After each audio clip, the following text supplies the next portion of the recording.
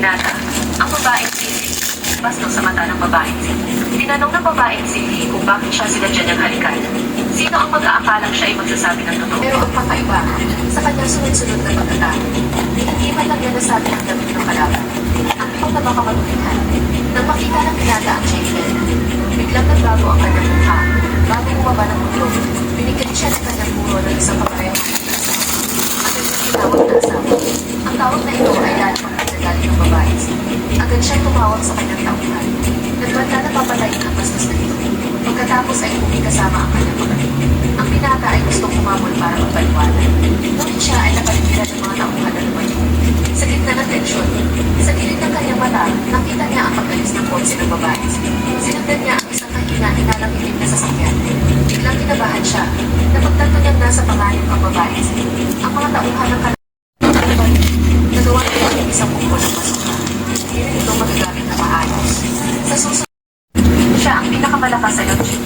Pinuno ng tulong bang, na saan presidente ng Yonching Performing Arts Association. Nagpapatakbo.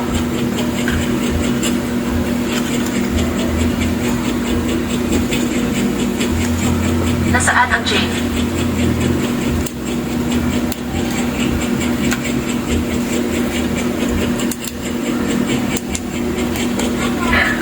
Ang Diyos at demonyo ay nagkaisa.